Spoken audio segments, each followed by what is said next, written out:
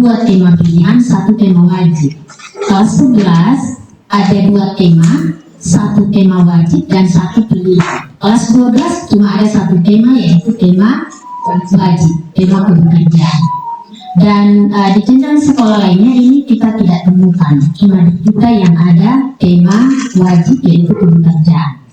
Nah, luarannya insya Allah ini setelah workshop kali ini adalah kita akan ada modul terkait dengan tema kebekerjaan ini. Jadi temanya, tema kebekerjaan ini akan ada topik yang berbeda di setiap jenjangnya. Jadi jenjang kelas 10 tema kebekerjaan topiknya apa? Tema kelas 11 tema kebekerjaan topiknya apa? Kelas 12 tema kebekerjaan topiknya apa? Ini kita sudah masuk tahun kedua Bapak Ibu ya untuk kelima ini ya. Oke, baik. Jadi saya meminta Pak Bambang tadi menyiapkan kertas. Setiap Bapak Ibu akan dibagikan 2 kertas. Kemudian setiap kertas itu satu ditulis besar-besar ya. Saya sudah minta siapkan spidol atau Bapak Ibu lainnya ada spidol. Ditulis kata benar di satu lembarnya, yang lembar berikutnya lagi ditulis kata salah. Silakan minta tolong Pak Bambang.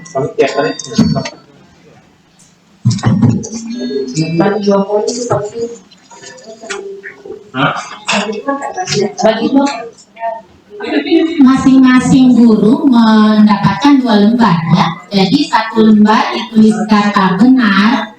Kalau boleh tulisnya pakai spidol atau pakai pulpen, tapi hurufnya besar-besar biar saya di sini bisa baca. Misalnya kata benar, angkat begini kan kelihatan benar.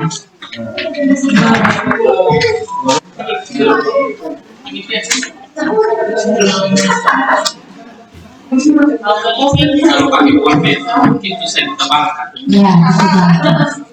Ini spidol ya.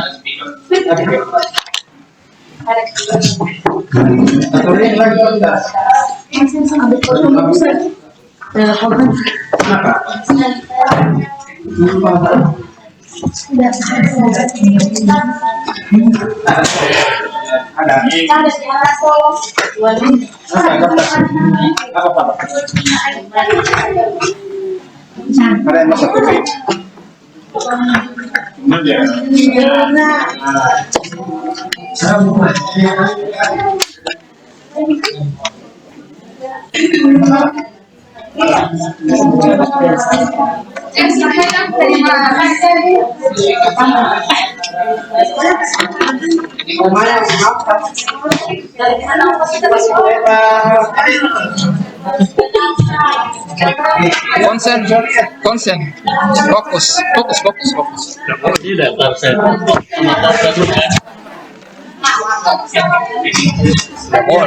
Tidak boleh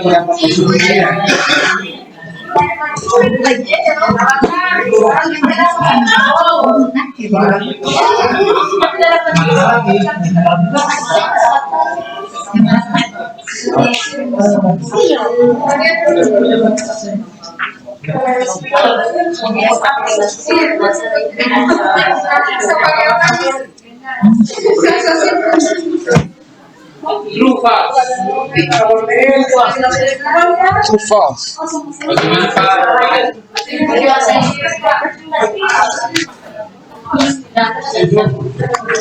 Ya, sudah ditulis Bapak Ibu yang sudah dapatkan kertas. Silakan tuliskan benar baru salah.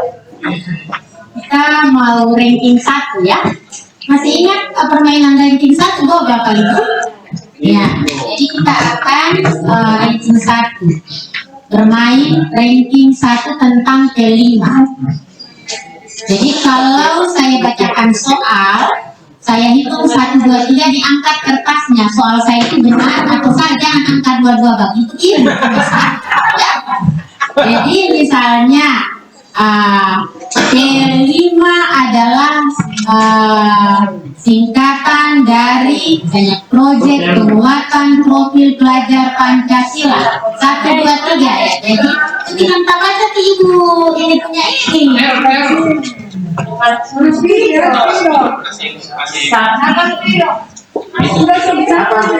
Ya. Tapi cuma mau angka satu-satu Bapak Ibu ya. Apa benar atau salah?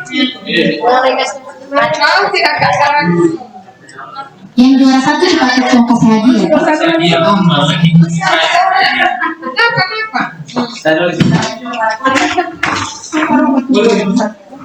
Jangan tulis satu rumah.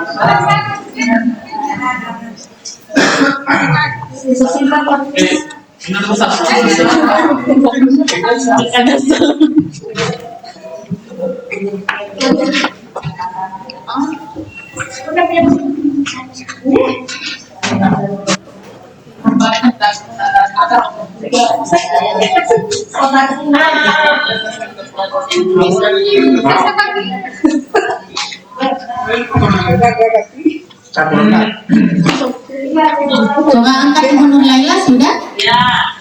Oh, ya sudah angkat. Oke, Bapak Ibu sudah siap semua? Coba diangkat dua-duanya diangkat. Oke, baik. Bapak Ibu tahu tuh ranking 1 itu bagaimana? Jadi kalau misalnya satu soal Bapak Ibu salah menjawab berarti keluar ya, tidak boleh ikut lagi di seterusnya ya. Jadi itu yang permainan ranking 1. Lalu jadi ketika saya bacakan soal, sebelum saya hitung 1, 2, 3 jangan dulu ada yang mau angkat ya. Jadi saya hitung 1, 2, 3 baru angkat jawaban. Saya minta tolong ke Pak Bambang dan Pak Kep untuk melihat. Jadi kalau ada yang salah di soal itu berarti tidak bisa melanjutkan. Oke Bapak Ibu? Ya, sudah siap? Siap. Nah, soal nomor 1.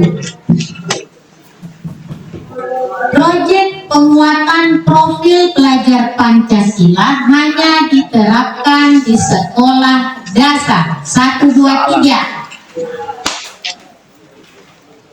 Kita balik. Ya, oke, semua benar. Turunkan. Soal kedua.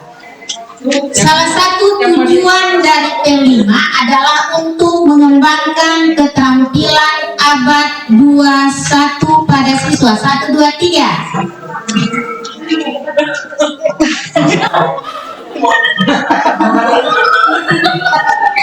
Ya, jawabannya benar. Pada di sini saya tidak boleh hitung. Siapa yang menjawab salah? Nah, berikut. Jadi yang jawab salah tidak boleh ikut lagi. Lanjut. P5 hanya berfokus pada pengembangan nilai-nilai Pancasila dalam kehidupan akademik siswa 1, 2, 3.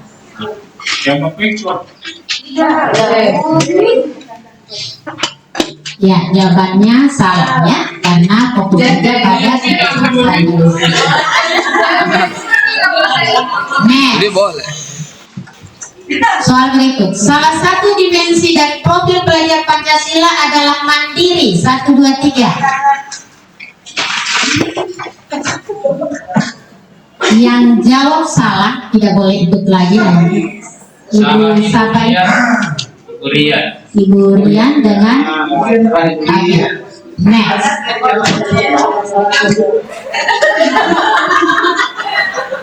Mandiri ya?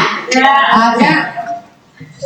Implementasi P5 harus selalu dilakukan dalam bentuk proyek besar yang memerlukan banyak waktu dan sumber daya 1, 2, 3.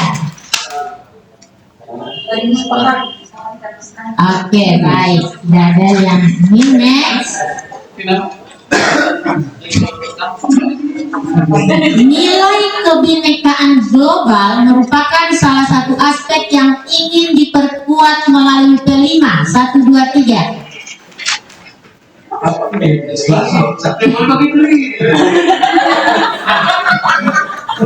Ya, oke, benar. Tidak ada yang jawab salah ya. Next. Proyek dalam P5 harus bersifat akademik dan tidak boleh melibatkan kegiatan ekstrakurikuler 1, 2, 3. Ada yang jawab benar? Ah ya. Aku mau Nggak boleh lanjut lagi ya, Bu ya. istirahat Pak.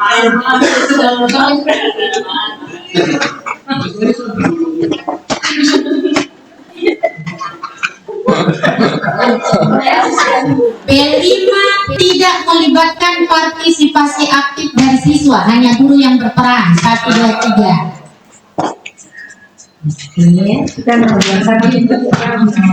Next.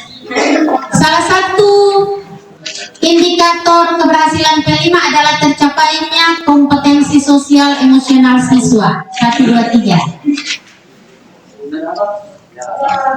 Ya, yang jawab salah tidak bisa lagi. Jawabannya benar ya. Next. B5 dilaksanakan dengan pendekatan yang sama di setiap sekolah tanpa mempertimbangkan konteks lokal. 1, 2, 3. Ada yang jawab benar?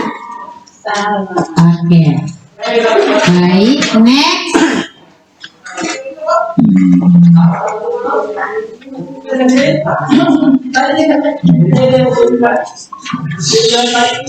B5 bertujuan untuk memperkuat penguasaan materi pelajaran tertentu di sekolah. 1, 2, 3. Yang jawab benar tidak bisa lagi. Jawabannya salah ya. Ya, jadi kan P5 itu lintas materi ya. Jadi tidak ada, walaupun fasilitatornya dari berbagai macam, dari beberapa mapel, bukan berarti harus mapel itu yang harus diajarkan di situ. Oke, next. Salah satu komponen penting dalam P5 adalah keterlibatan orang tua dan komunitas dalam proses pembelajaran. 1, 2, 3. Yang jawab salah itu tidak bisa lagi. Next. B5 menekankan pentingnya pendidikan lingkungan hidup dan keberlanjutan. Benar salah?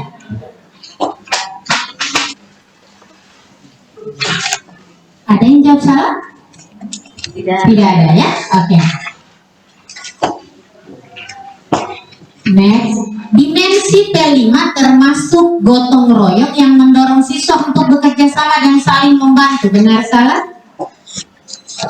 Ya, oke, baik. Next, benar ya. P5 dilaksanakan secara terpisah dari kurikulum nasional. Benar salah? Iya, salah. Salah satu metode yang digunakan dalam P5 adalah pembelajaran berbasis proyek. Benar salah? Oke, benar. So tahu balik Ibu. Next. P5 bertujuan untuk menghasilkan pelajar yang unggul secara akademik. Benar salah? Jawabannya adalah salah. Yang jawab benar tidak boleh lagi.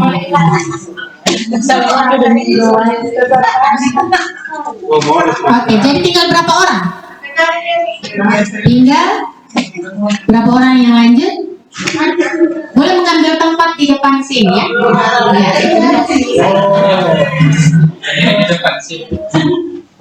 Mari Bu. Berikut tidak apa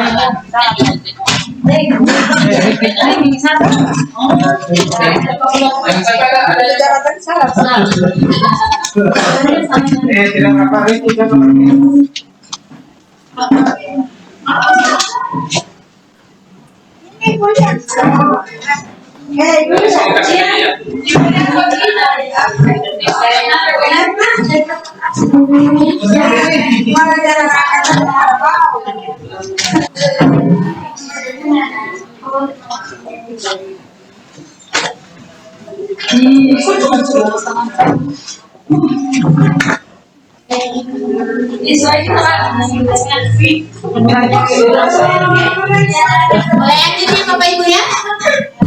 Halo.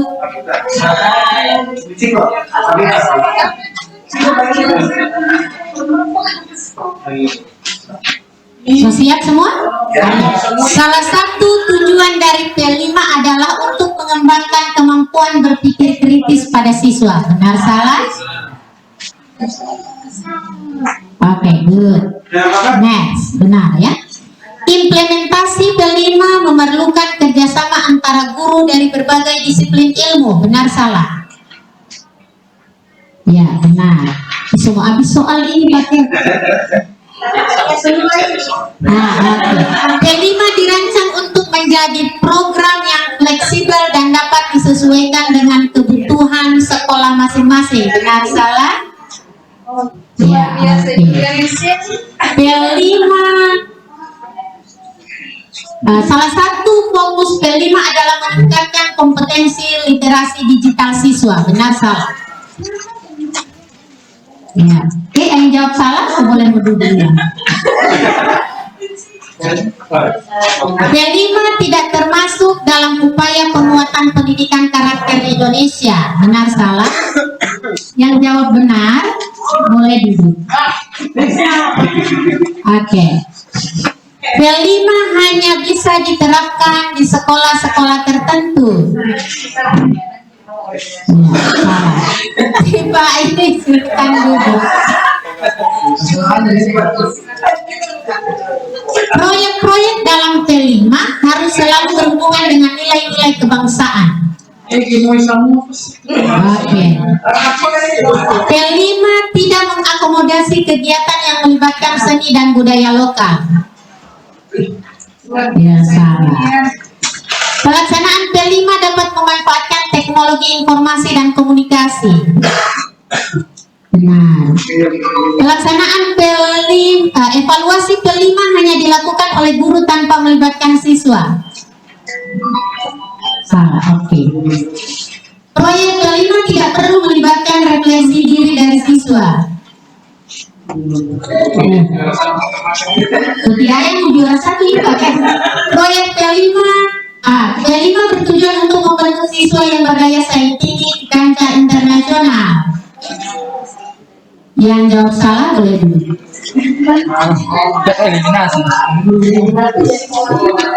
Kerjasama dengan pihak eksternal seperti komunitas dan industri tidak dianjurkan dalam P5.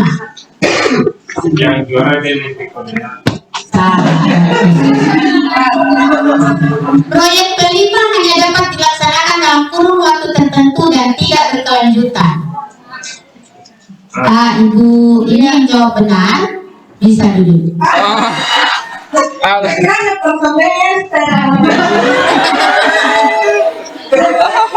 P5 bertujuan untuk mengembangkan kemampuan siswa dalam memahami dan menerapkan nilai-nilai Pancasila dalam kehidupan sehari-hari.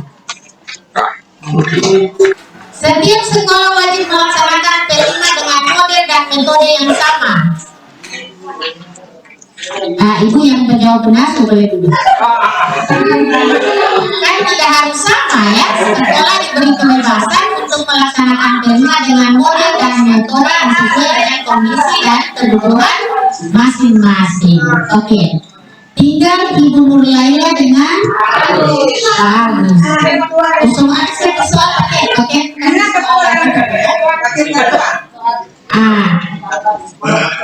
P5 dapat melibatkan siswa dalam proyek yang berhubungan dengan kegiatan kewirausahaan.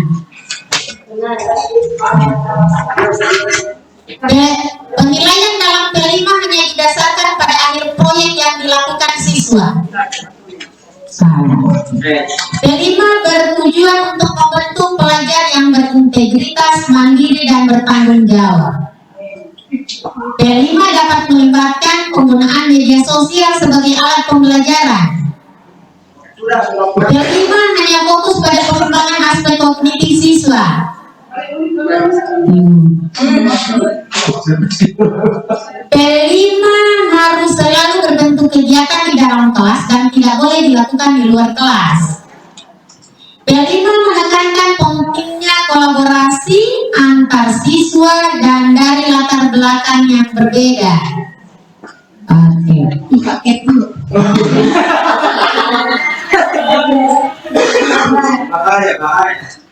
Oke, pertanyaan berikut. Neneknya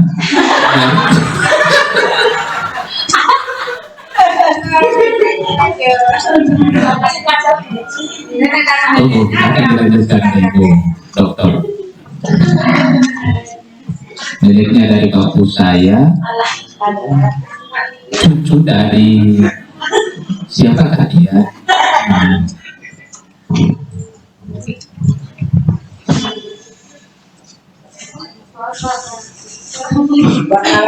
Ada ini soal ini. Oke. Berikut.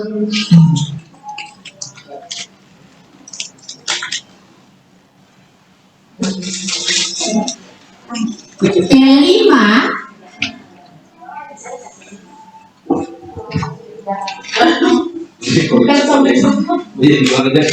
kelima bersifat lintas disiplin ilmu.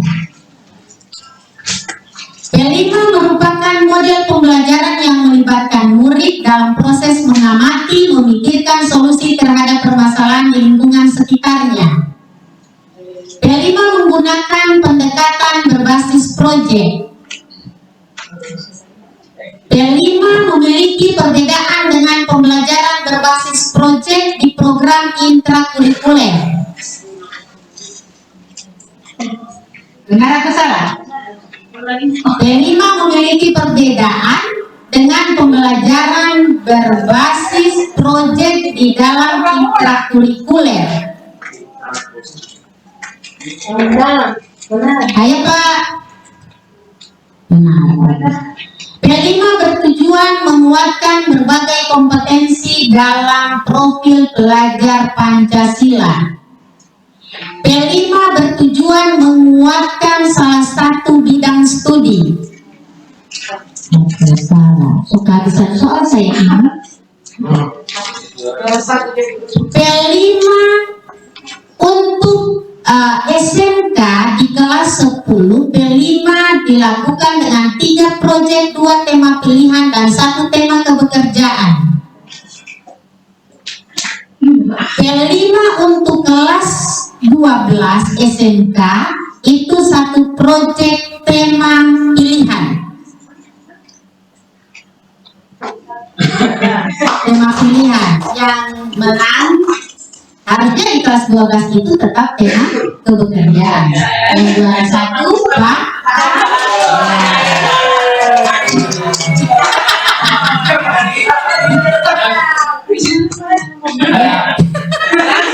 Ya, itu juara 1.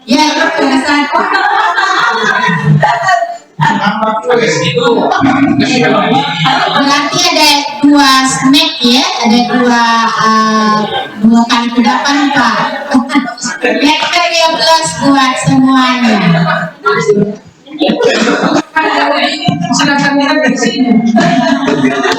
Bapak Ibu, saya kira kalau teori P5 saya tidak akan menyampaikan lagi, karena pada dasarnya Bapak Ibu tadi itu semua teori dasar dari P5 ya,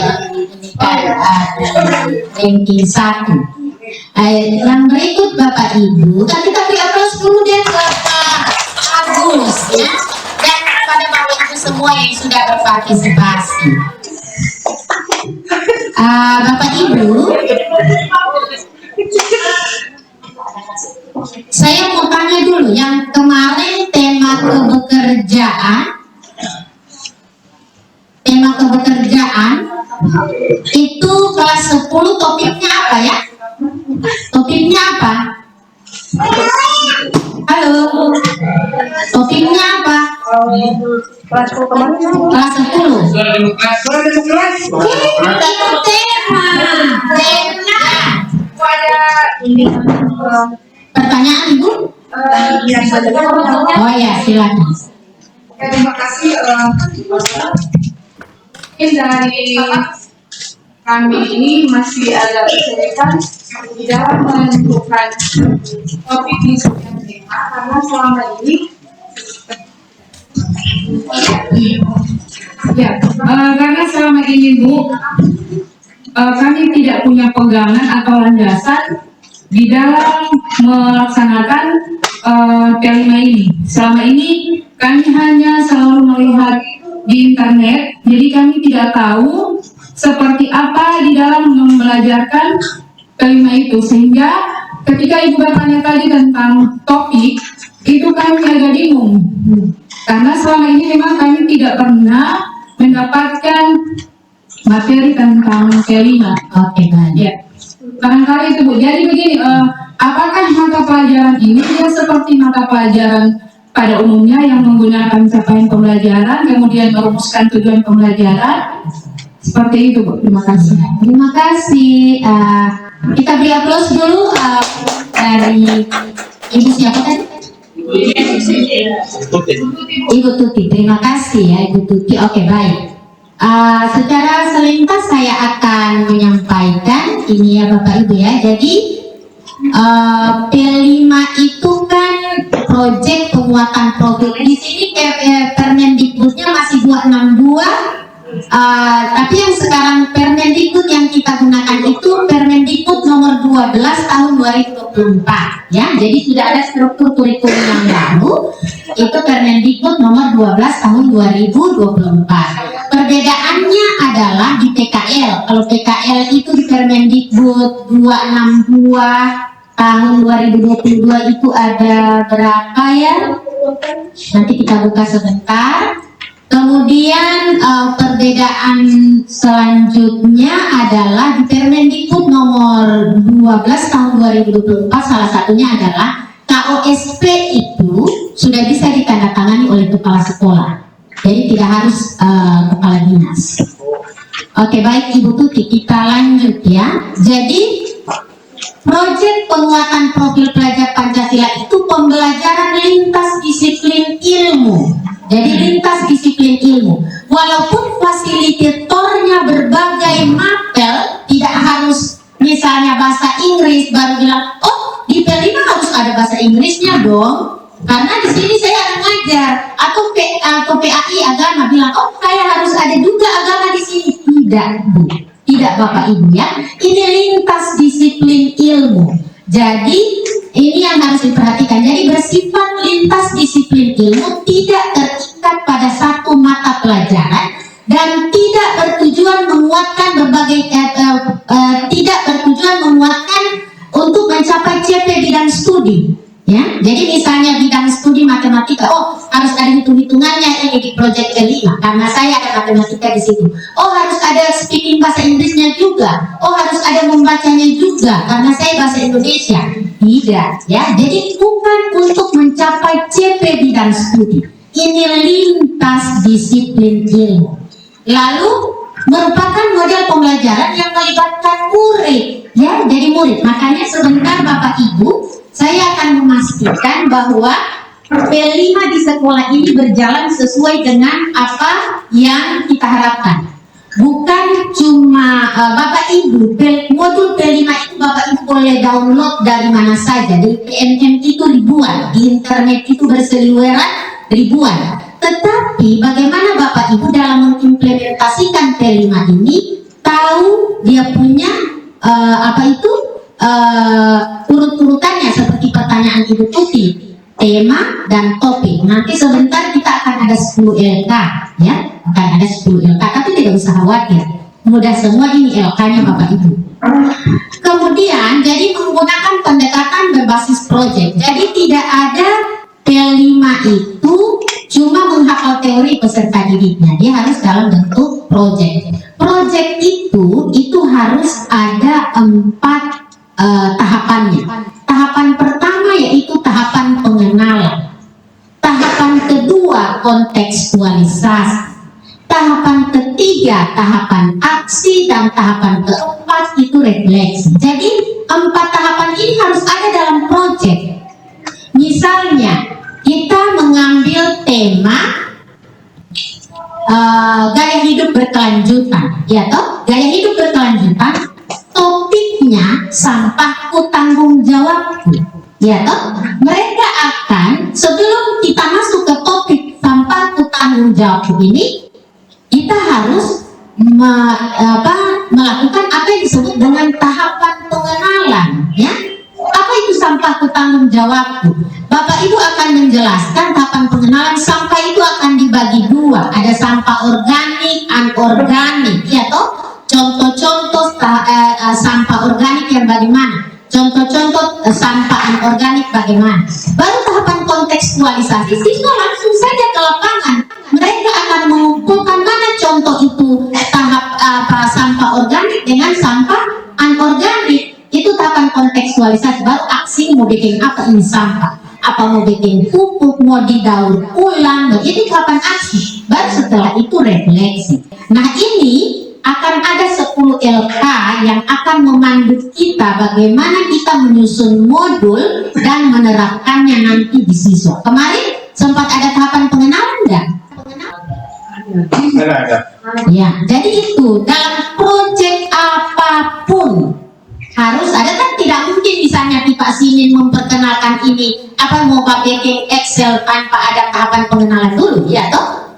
Jelas harus ketika seorang guru praktek akan mempraktek, dia harus ada tahapan pengenalan dulu, baru tahapan kontekstualisasi.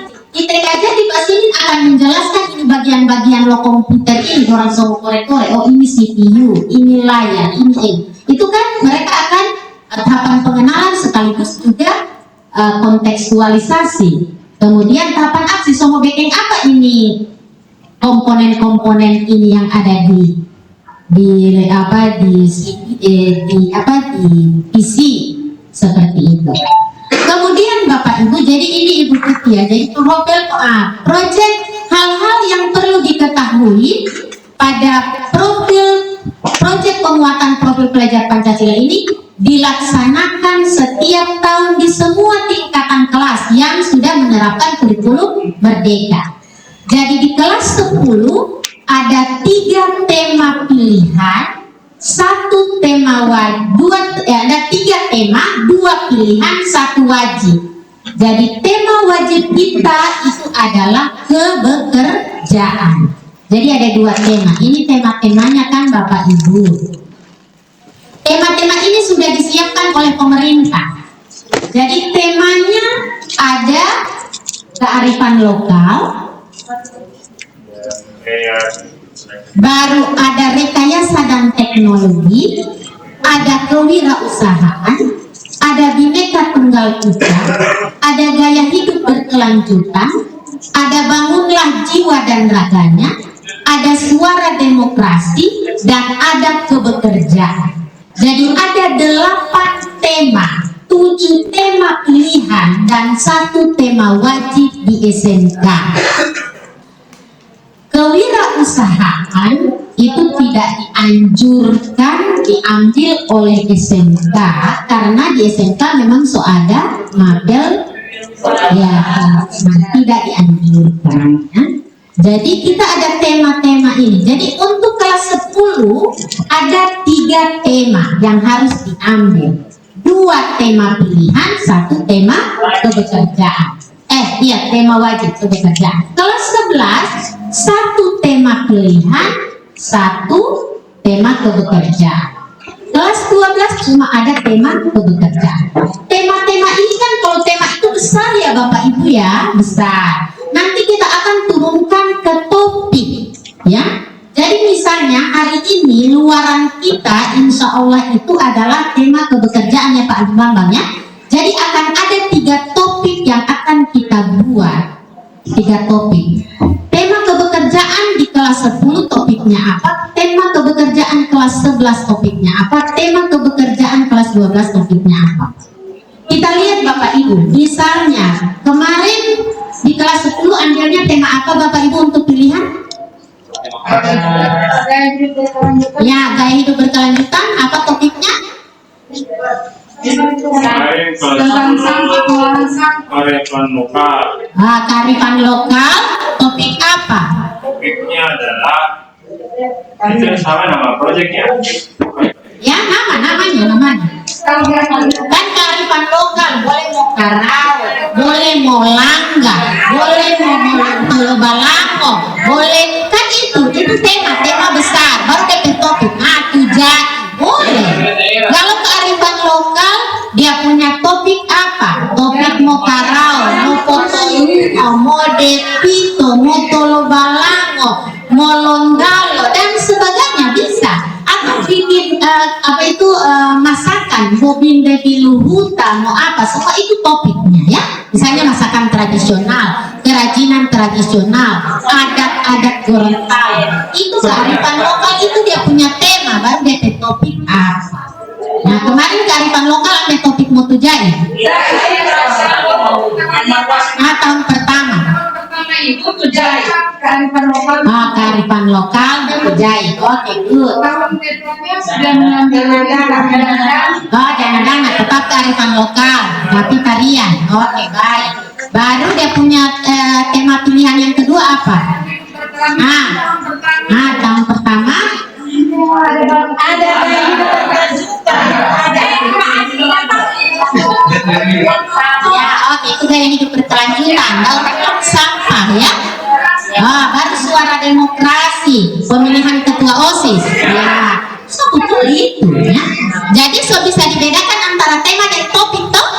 Ya. Jadi tema besar baru topiknya yang kecil-kecil ya turunannya. So jelas Bapak Ibu toh? Ya, oke. Sekarang jadi bangunlah jiwa raganya, membangun kesadaran dan keterampilan untuk memelihara kesehatan fisik dan mental baik untuk dirinya maupun orang lain di sekitarnya. Jadi misalnya anti bullying itu dibangunlah jiwa raganya itu ya.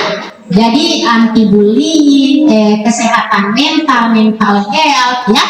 Kemudian gaya hidup berkelanjutan, memahami dampak dari aktivitas manusia baik jangka pendek maupun jangka panjang terhadap kelangsungan kehidupan di dunia maupun lingkungan sekitarnya. Jadi tentang sampah itu di gaya hidup berkelanjutan. Kemudian rekayasa dan teknologi, berkolaborasi dalam melatih daya pikir kritis, kreatif, inovatif sekaligus kemampuan berempati untuk berekayasa, membangun produk berteknologi yang memudahkan kegiatan dirinya dan juga sekitarnya. Kemudian kewirausahaan, mengidentifikasi potensi ekonomi di tingkat lokal dan masalah yang ada dalam pengembangan potensi tersebut. Kemudian Bhinneka Tunggal Ika, mengenal, belajar, membangun dialog penuh hormat tentang keberagaman kelompok agama dan kepercayaan yang dianut oleh masyarakat sekitar dan di Indonesia serta nilai-nilai ajaran yang dianutnya. Kalau BI itu kemarin memang khusus membuat apa itu namanya? Kalau tidak salah dibangunlah jiwa raganya mereka untuk keris dan ya direkayasa ya, rekayasa dan deteksi. Oh iya di sini. Kemudian kebekerjaan, membangun pemahaman terhadap ketenaga kerjaan, peluang kerja serta kesiapan kerja untuk meningkatkan kapabilitas yang sesuai dengan keahliannya, mengacu pada kebutuhan dunia kerja terkini. Oke, itu Ibu Tuti sudah bisa dibedakan ya antara tema dan topik. Ya, memang begitu. Mungkin kalau untuk tema pilihan itu kami sudah bisa memahami tentang topik itu, tapi untuk tema pekerjaan ini kami bingung juga mau menentukan topiknya seperti apa. Saya kasih contoh boleh? Ya. Ada beberapa topik di tema pekerjaan.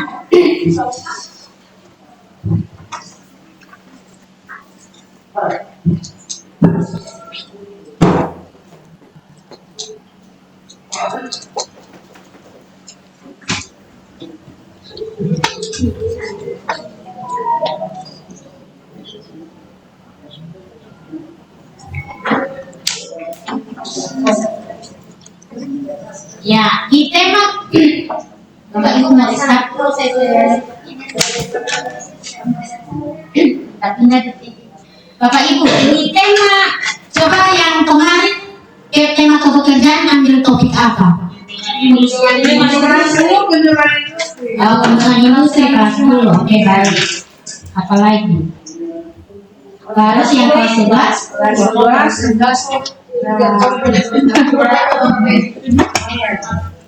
industri ya.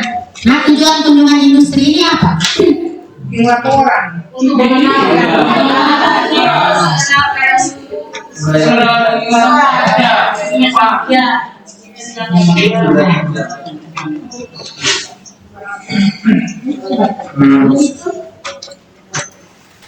Oke, di beberapa contoh dari kementerian untuk kepekerjaan itu, yang pertama kelas 10 itu ada yang disebut dengan meraih impian, ya. Jadi mereka membuat apa itu seperti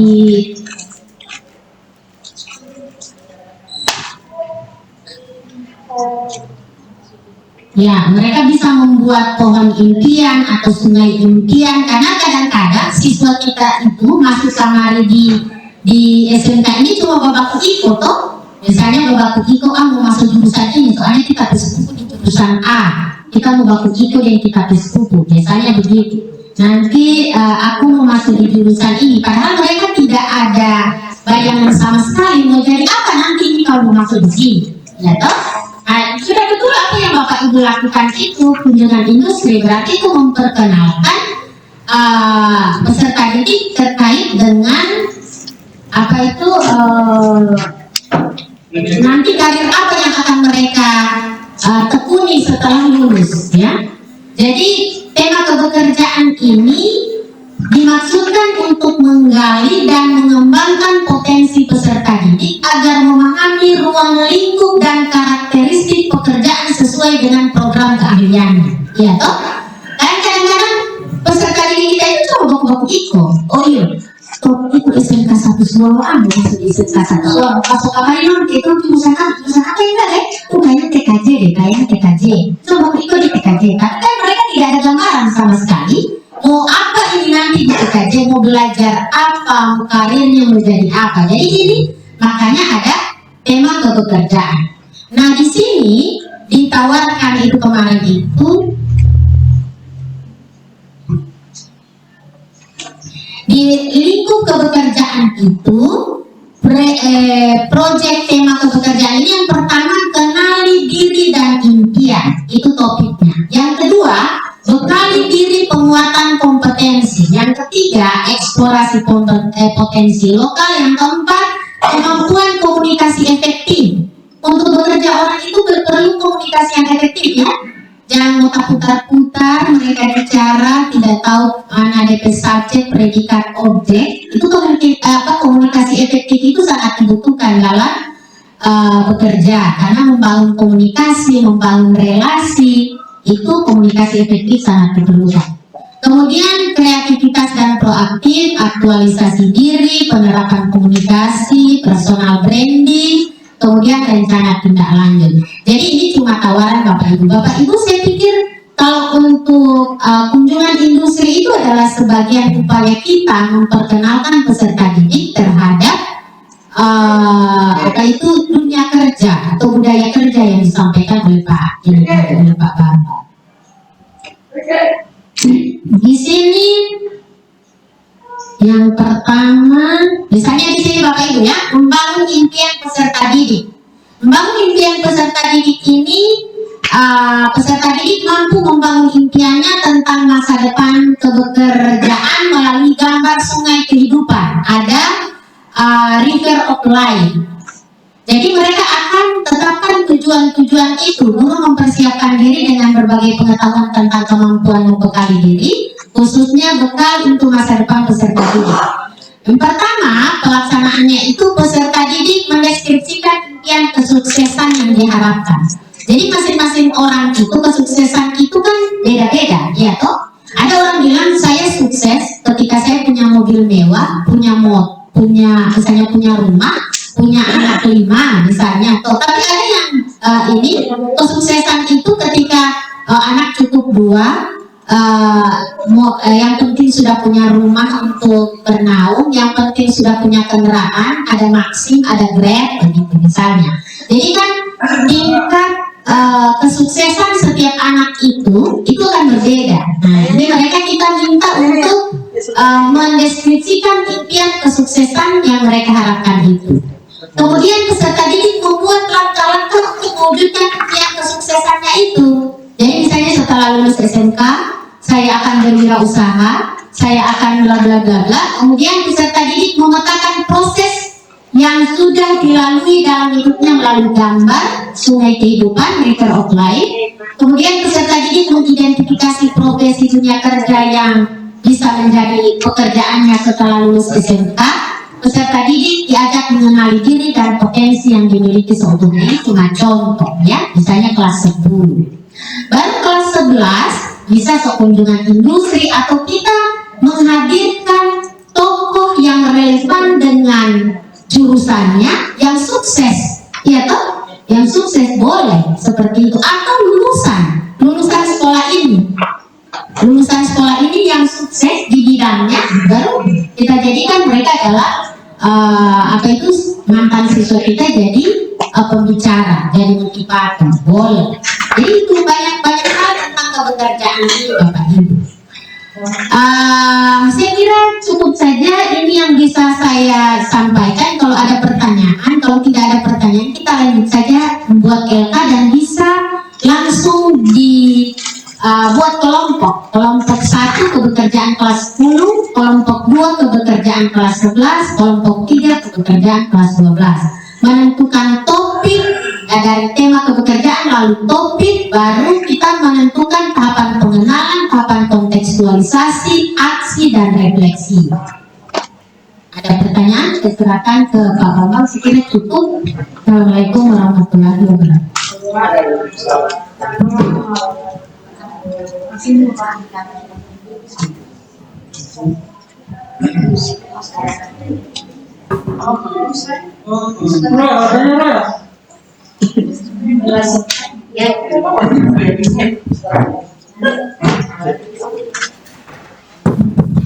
Ya, ini dulu yang saya hormati, ya sudah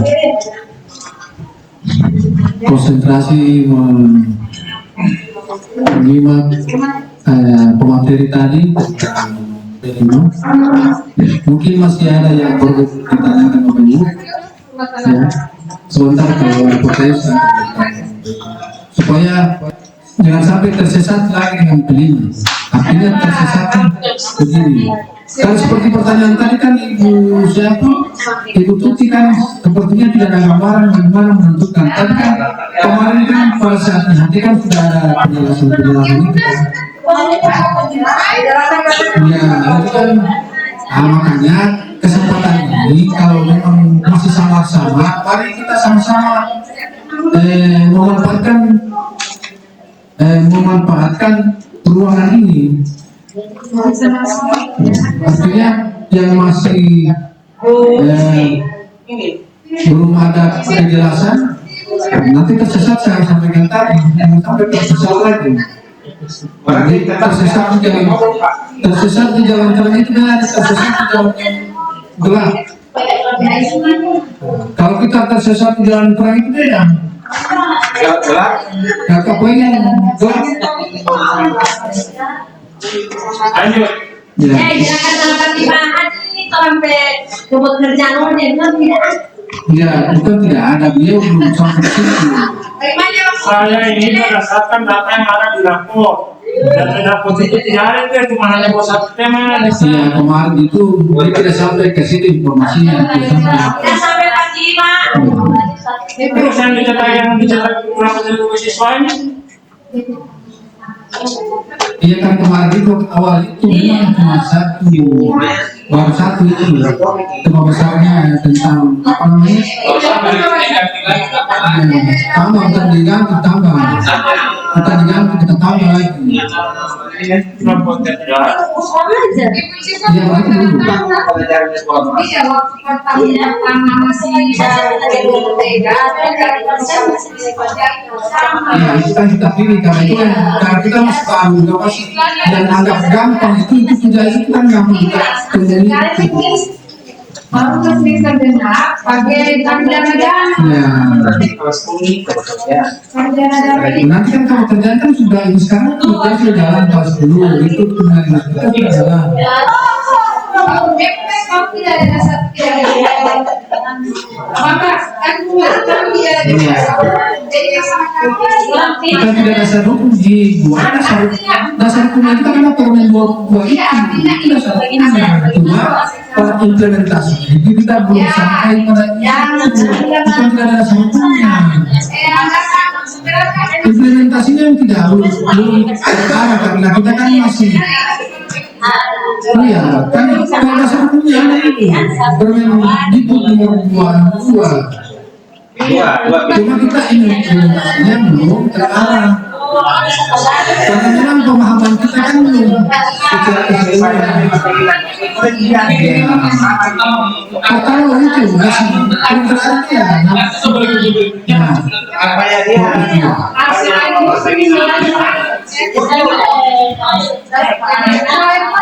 Ya nanti kita Bapak Ibu silakan sebentar kalau beliau masuk silakan bertanya supaya kita terarah lagi lebih jelas. Saya mau harus ada modulnya Bu. Ada dicicipin.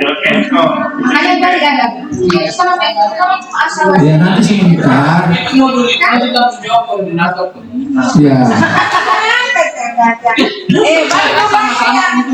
sama-sama dengan anunya. Sedang kan masing-masing ada di sini. Dan pertanyaan saya kenapa Ibu lihat dari Fasilitator. dia kan kajuk hati. Itulah makanya saya itu dari kemarin-kemarin saya sudah usulnya saya menemukan dia dari Ya silakan aja Bapak yang Iya. sedangkan itu saya tutup dari dia saya sudah saya sudah di workshop kemarin. Ibu Roy ada pertanyaan Ibu Roy? Iya, kenapa Pak Toris? Bos. Sama teman yang itu Pak. Pak, aku kenapa dia apa ini ada sok pelakon saya sok konsep tidak mau takut. Soalnya kajuk hati. Oh itu Mas. Pasang sini tuh yang ada solusi tadi. Jangan dari kita kemana kok? Apa ini?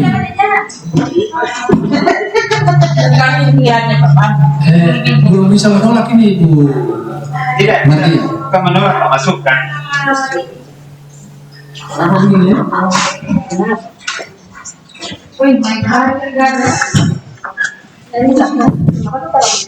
Izin Pak Bambang, saya menjawab Ibu Tuti.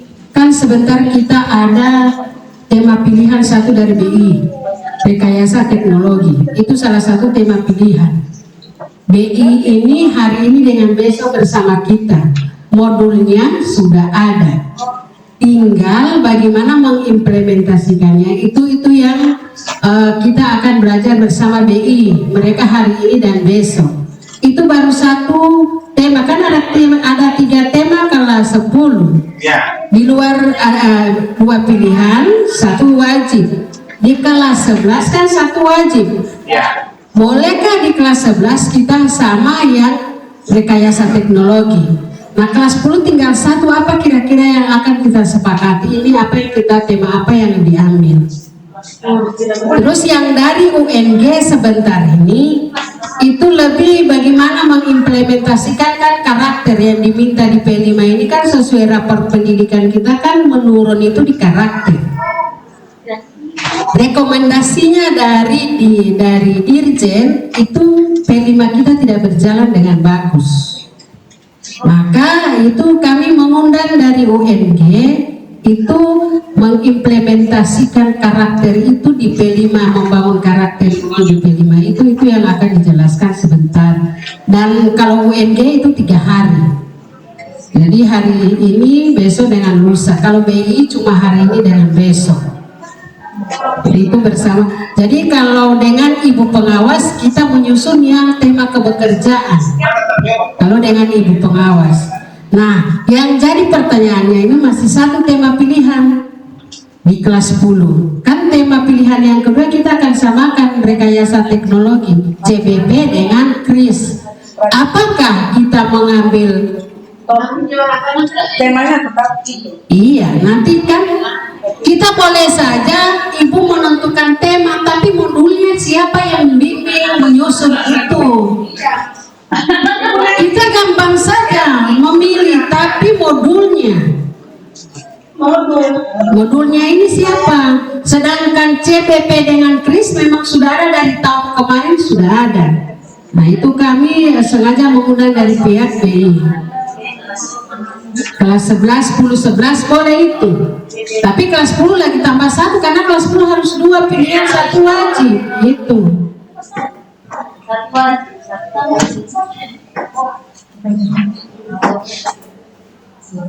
Jadi kita pilih tema mana saja tidak masalah, cuma persoalannya ini modulnya. Ya. Nah, apa masalahnya dulu? Tidak boleh Menyusun Pak, karena itu di modul itu kita menentukan topiknya apa sampai di asesmen. Gitu. Kalau CPP dengan KRIS sudah ada, memang sudah paket lengkap, sudah ada. Cuma yang persoalannya kalau kita CPP KRIS terus kan tahun berikutnya lagi apa? Itu ya persoalannya. Jadi di tahapannya makanya ada dibagi berapa jam karena memang tadi ada tahapan-tahapan. Begitu Ibu Tuti. Jadi nanti Ibu Tuti ada bertanya tadi dan saya jawab. Oke, terima kasih. Assalamualaikum warahmatullahi wabarakatuh. Ya. Baik Bapak Ibu, kita kembali lagi. Silakan Bapak Ibu, tadi yang kira-kira yang perlu dijelaskan, diperjelas dengan tema ini. Silakan Bapak Ibu.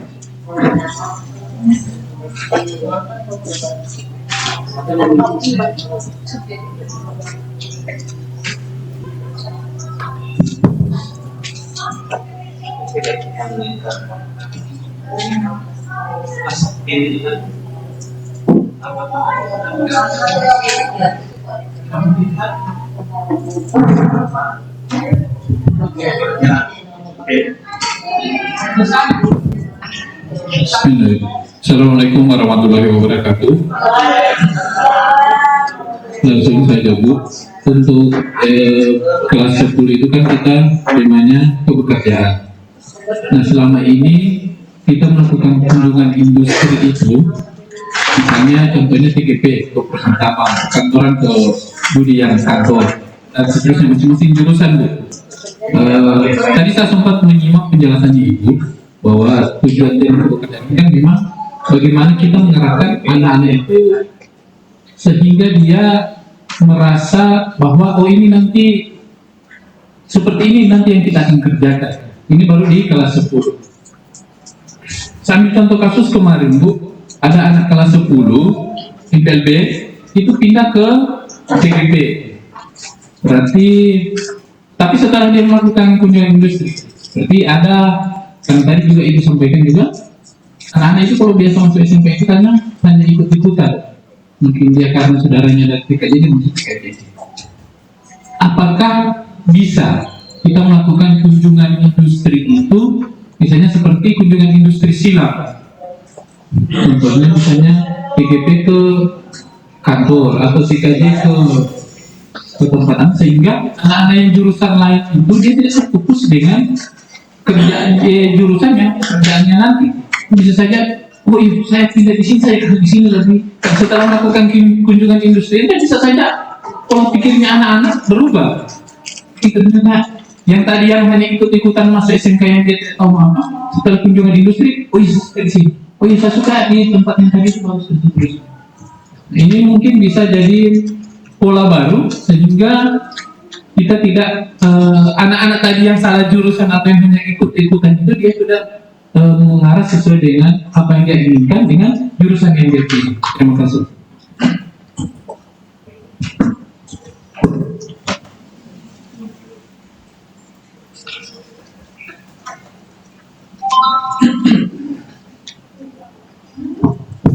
Ya, bagus sekali idenya Pak ya. Kita beri aplaus dulu ke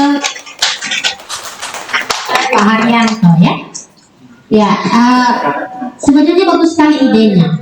Memang saya ingat sekali awal saya memahami P5 ini waktu tahun pertama itu tahun 2021 ya. 2021 ya pertama sekali SMKPK itu di SMK 2 saya pengawas pembina ikut apa dulu DP namanya ini Tapi kalau ketika kita orang pesan kamu dari KPK ini, komite pembelajarannya, itu komite pembelajarannya ampun apa ini terima? Apakah harus guru PKN yang akan menyampaikannya? Waktu itu juga sarana belajar tidak seperti sekarang PNM yang menyiapkan berbagai modul materi yang kita bisa ini ya. Kita akses juga ke YouTube, masih sedikit sekali penjelasan tentang PNM ini. Cuma saya terkesan apa yang disampaikan oleh waktu itu di Dirjen ya, Dirjen Vokasi Pak Wikan Sakarino ya. Jadi Pak Wikan menyampaikan bahwa coba di P5 itu peserta didik sebelum kita ajari mereka hard skill dari jurusan yang mereka pilih, diajari dulu soft skill. Yang utama adalah pengenalan tentang jurusan itu. Jadi seperti kalau kata Pak Arianto tadi kita akan kunjungan industri lintas, bisa seperti itu lintas, atau di awal itu memang kita sudah melakukan pengenalan jurusan. Di ruang semua itu kelas 10 ada misalnya kelas 10 ada 100-an orang ke 200 orang, masing-masing jurusan memperkenalkan jurusannya. Jurusan TKJ belajar tentang apa sih? Baru nanti kalau di apa itu jenjang karir itu memperkenalkan bahwa nanti yang lulusan TKJ itu akan jadi apa nanti karirnya. Dia akan bisa berkarir di bidang mana saja. Kalau misalnya di UPW seperti apa, di pertambangan seperti apa, itu memang harus ada pengenalan seperti itu. Karena biasanya peserta didik itu cuma ada berapa persen saja yang paham. Oh saya mau masuk SMK karena saya tertarik dengan ini, saya suka jadi ini, saya suka jadi ini. Kadang-kadang begitu. Tetapi ketika kita di awal mereka masuk, kita memperkenalkan jurusan, masing-masing ketua jurusan itu akan memperkenalkan ke peserta didik jurusan A, B, itu kira-kira itu akan membuka wawasan berpikir mereka juga. Dan kalau misalnya kunjungan industri lintas bisa saja seperti itu kita lakukan, tetapi harus mereka ada pengenalan awal tentang setiap jurusan itu, bukan cuma jurusan yang mereka pilih, tetapi jurusan lain juga. Itu ketika apa dulu dia nama PLS ya, IP PLS ya, pengenalan lingkungan sekolah. Jadi di PLS kita sampaikan juga bahwa di sekolah ini ada berapa jurusan? Ada 8 jurusan. Yang pertama ketua jurusannya ibu siapa, baru ibu itu akan memperkenalkan jurusan ini. Nanti peluang karir yang akan kalian jalani di sini ini apa saja bisa. Baru bisa juga memperkenalkan lulusan kita yang sudah berhasil di jurusan itu akan menambah motivasi mereka. Bisa saja ketika di MPLS mereka pilih jurusan A seperti kata Pak Arianto tadi, mereka akan berpindah ke jurusan B setelah ada wawasan. Oh ternyata minat saya di sini. Kan itu ada pernah saya lihat ada reels yang melewati beranda saya itu disampaikan ada banyak sekali mahasiswa ketika mereka pilih jurusan A baru 1 tahun mereka sadar bahwa ternyata ini tidak cocok di sini, harus berpindah. Ada tuh yang begitu. Ada yang seperti itu Bapak Ibu. Tetapi ada juga salah seorang guru besar yang bijak mengatakan, lanjutkan saja kuliah yang sudah kamu pilih karena tidak ada yang untuk mempelajari satu ilmu itu tidak ada yang rugi ya, tidak ada yang rugi. Mau digunakan dalam pekerjaan atau tidak, tetapi ilmu itu akan suatu waktu pasti kita gunakan. Seperti itu. Saya kira seperti itu Pak ini ya. Hari bisa kunjungan industri lintas atau bisa juga diperkenalkan di awal. Di MPLS ini saya berharap ini semua ketua-ketua jurusan memperkenalkan punya jurusan. Bisa saja ketika ternyata yang ketua jurusan di A memperkenalkan bla bla bla, saya kayaknya minatnya di situ, bisa pindah ya. Karena ini kita SMK itu sesuai dengan minat siswa. Oke Bapak Ibu, ada lagi yang mau didiskusikan?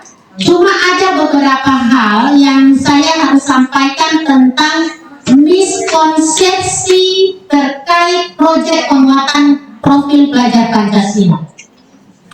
Miskonsepsi yang pertama adalah tujuan pembelajarannya dirumuskan secara secara mandiri dengan hanya menyasar pada level dimensi karakter profil pelajar Pancasila.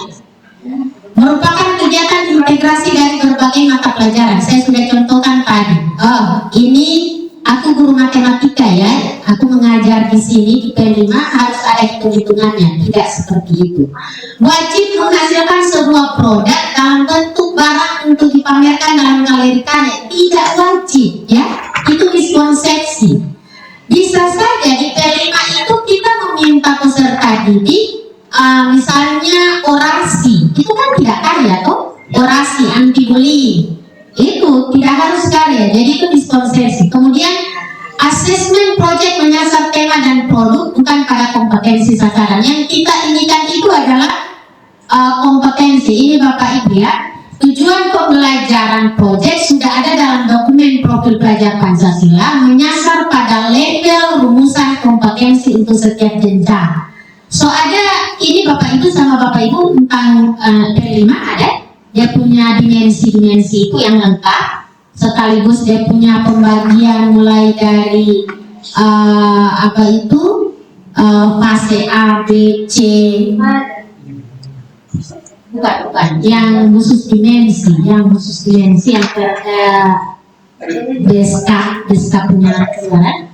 Kemudian Bapak Ibu, kegiatan integrasi dari berbagai macam. Konsep yang benar, kegiatan lintas disiplin ilmu yang berada di luar pelajaran. Jadi, guru matematika, guru bahasa Inggris, guru PAI, itu lintas disiplin ya, lintas disiplin ilmu yang berada di luar pelajaran. Kemudian, kegiatan proyek profil wajib menghasilkan sebuah produk.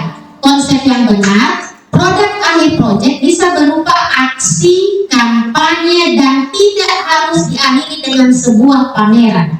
Ya, jadi ini miskonsepsi. Ketika saya menyampaikan ini, miskonsepsi ini kebetulan dihadiri oleh Pak Salihun yang manajemen BOS. Nah, dia bilang Pak guru pas sekolah-sekolah sama itu karena sekolah-sekolah ini cuma berlomba-lomba untuk pameran, padahal tidak harus selamanya harus pameran ya, karena proyek kan bisa berupa aksi, berupa kampanye anti sampah. Mereka bisa kampanye anti sampah sambil mengut sampah semua yang ada di sekolah ini, bisa seperti itu. Kemudian miskonsepsi asesmen proyek menyasar tema dan produk bukan pada kompetensi sasaran. Asesmen fokus menyasar pada rumusan kompetensi profil pelajar Pancasila yang menjadi tujuan pembelajaran. Ya, saya kira ini beberapa miskonsepsi yang harus kita perbaiki. Jadi tidak harus menghasilkan produk, tetapi bisa saja berupa aksi atau kampanye, ya, dan tidak harus diakhiri oleh sebuah pameran. Jadi ini berbagai miskonsepsi yang ada di di sekolah. Bapak Ibu, ada lagi yang mau didiskusikan terkait P5 ini? Kalau tidak ada, kita mulai saja langsung membagi tiga kelompok. Kelompok kepekerjaan kelas 10, kelompok kepekerjaan kelas 11, dan kelompok kepekerjaan kelas 12. Pak Bambang yang bagi, silakan.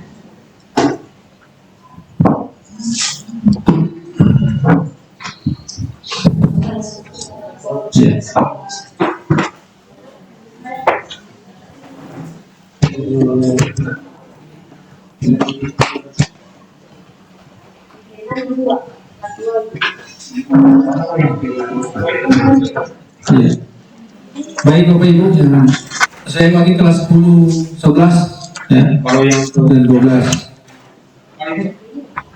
Kalau di sini kan belum, kemarin masih kelas 11 ya, jadi nanti kelas 12-nya yang kelas 10 dulu ya. Kalau di pembagian tugas yang sama saya ini, kita berdasarkan ini saja dulu Bapak Ibu ya. Kelas 10 Ibu Nuraya Sulaiman, Pak Zulkifli, Ibu Mardia. Boleh saya bilang lagi ya? Yang kelas 10. Yang kelas 10 itu yang pertama Ibu Nur Laila Sulaiman, Pak Zulkifli Arsad, kemudian yang ketiga Mardia Nalole, Ratna Liputo, ya, kelas 10 ya, masih kelas 10. Ya, kemudian saya menggunakan Ibu Tuti, Ibu Jasuti, kemudian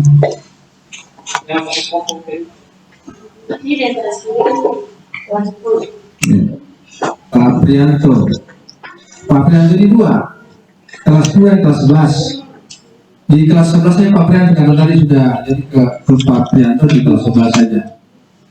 Ya.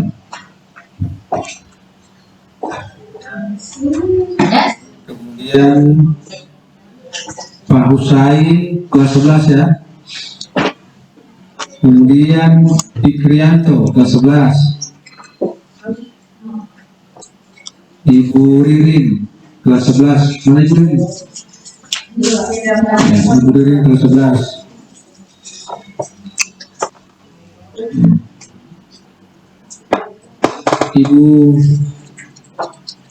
Ibu Royanti kelas 10. Ini kelas 11 aja Ibu Royanti ya. Nanti yang angkat sebagian ya, nanti tadi ya. Masuk jadi yang ada sekarang juga Pak Haryanto juga kelas 11. Pak Samsudin kelas 11. Jadi yang tadi yang kelas 10 tadi, jadi sisanya di kelas 11. Ya. Boleh dibagi saja. Supaya ini kan nanti kita pakai juga di sekolah.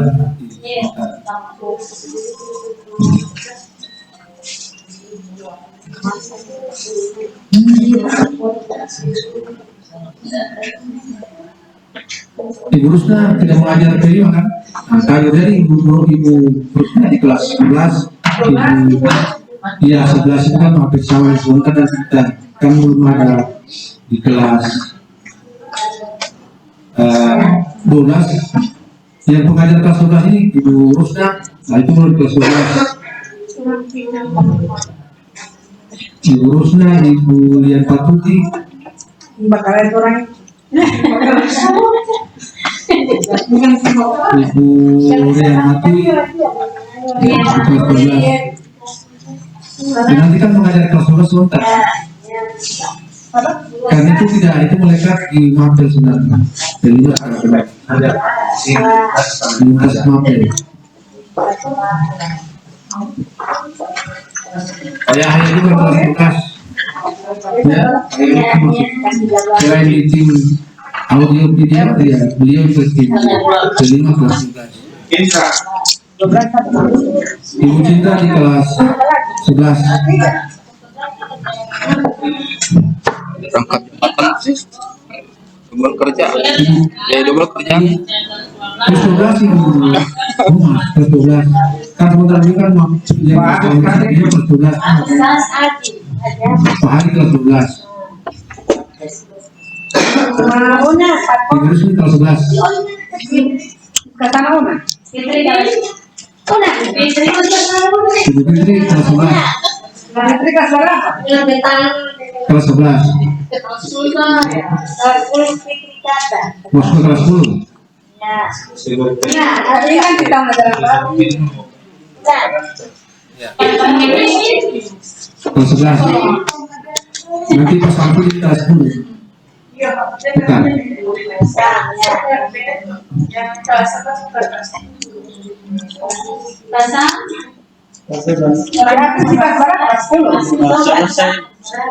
Ya. Kelas 10. Pak Apris kelas 11. Kelas 11? Yang kelas 12 orang apa orang sih? Sebenarnya Rusna ya 12 kemudian bayar Pak Agus. Mulia. Ya. Mulia bayar. Anak orang.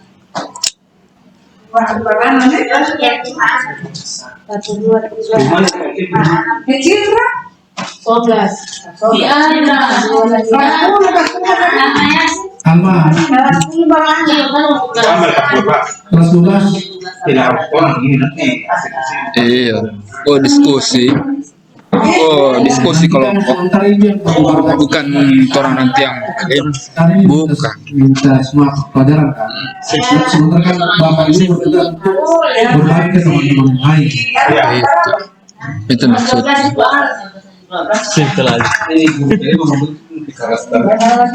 Sudah semua ya, terus nanti yang sudah tahu kan kelas 10, 11, 12 tadi saya tidak mencatat tadi. Ya, ya. Baca ulang semua ya.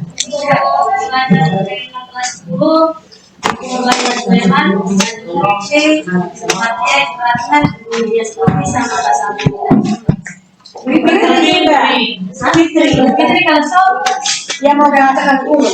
Jangan tulis kelas 5 ke sana kelompok kelas 10. Pak Aprianto untuk tim kelima, Pak Usain, Fikrianto, Ibu Irin, Ibu Royanti, Pak Haryanto, Ibu Cimba, Ibu Rosi Potale, Pak Samsuri kelas 10. Kelas 10, iya. Untuk kelompok ketiga mengajarkan kelas 11, Ibu Lian, Ibu Lian Maturi, ayahnya Ibu Elis, Pak Agus dan Ibu Lian. Wis ada. Nama Ibu Ismi? Ya. Kelas 12. Iya, 12. Oke. Berapa? Ada kelas 10.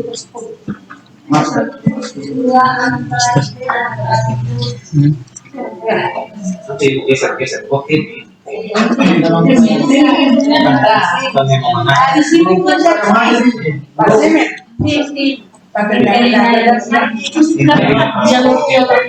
Ya, ini baru kelompok ya.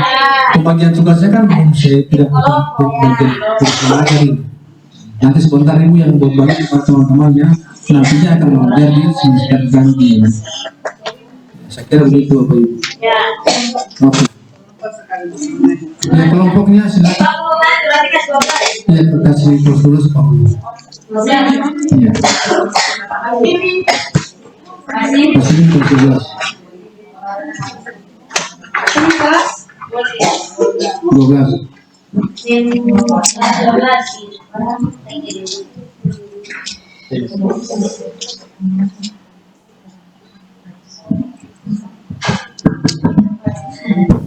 Bapak Ibu, sebelum kita lanjut ke penentuan topik, saya sudah kirimkan dimensi itu berdasarkan Deskapa ya.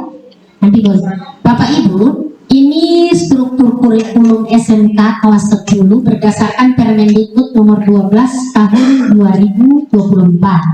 Bapak Ibu, di sini Bapak Ibu bisa lihat ada mata pelajaran, baru ada kelompok mata pelajaran umum, baru ada alokasi intrakurikuler per tahun, baru ada alokasi proyek penguatan profil pelajar Pancasila per tahun, dan total JP per tahun.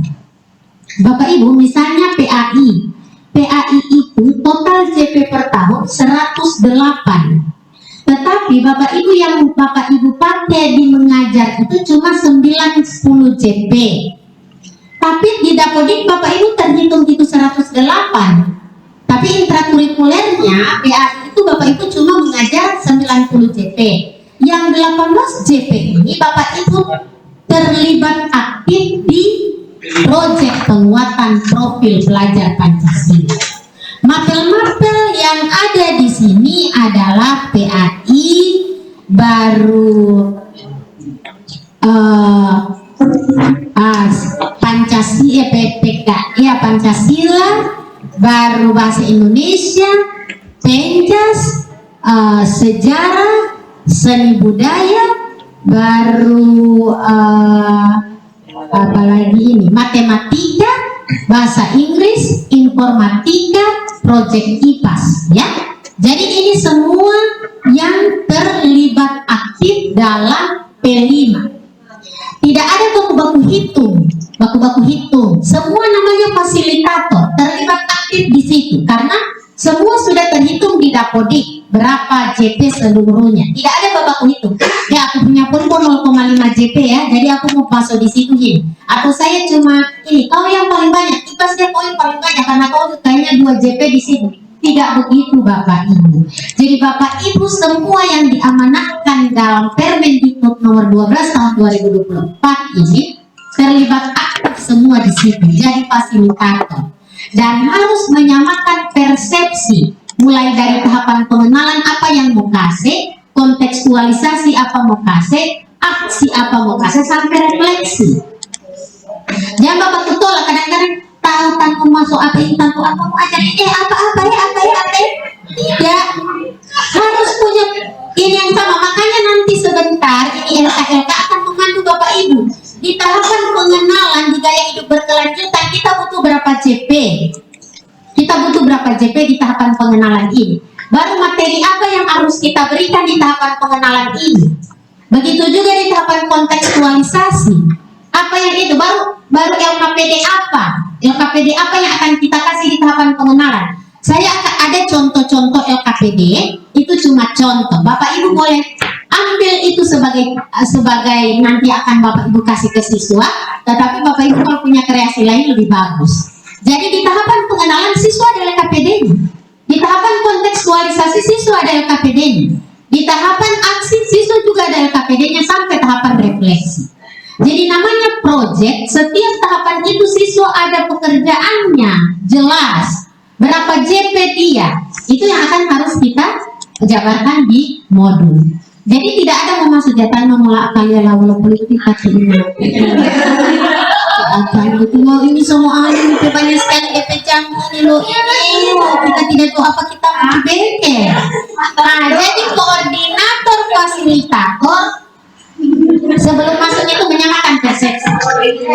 Ini 2 JP di tahapan pengenalan 2 JP. DPL KPD apa? Nah makanya ini harus kita bikin. Tapi saya tidak tahu konsep dari UMG dan DI lagi apakah mereka ada. Ini yang saya lakukan di beberapa sekolah sebelumnya. Oke, so boleh. Baru yang berikut ini Bapak Ibu dimensi saya sudah ini Beskap keputusan Beskap nomor 009 tahun 2022. Pak Bapak sudah bagikan ya ini. Di sini Bapak Ibu, ini tentang dimensi profil pelajar Pancasila. Di sini Bapak Ibu akan memilih DP profil pelajar Pancasila apa yang berkaitan erat dengan dimensi apa? Ada 6 dimensi Bapak Ibu toh? Ada 6 dimensi profil pelajar Pancasila ini.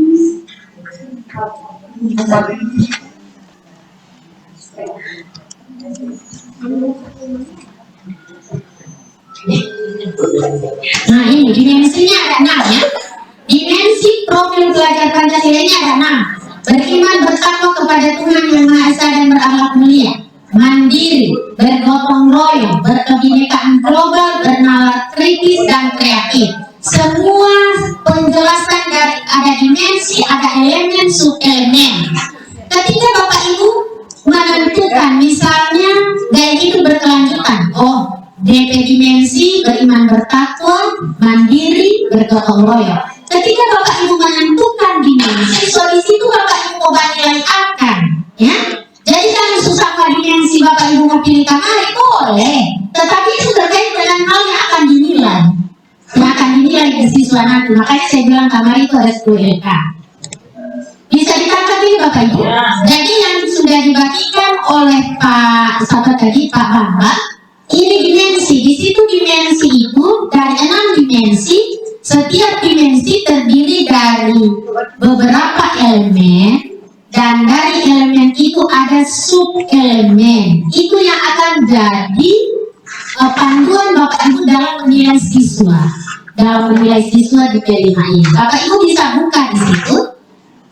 Misalnya di halaman ini, saya buka ini dimensi beriman bertakwa kepada Tuhan Yang Maha Esa, itu ada elemennya dan subelemennya Jadi lalu di situ ada di fase-fase, fase PAUD apa sih yang akan dinilai? Fase A apa, fase B apa, fase C apa, fase D apa, dan kita ada di sini di fase E dan F, ya.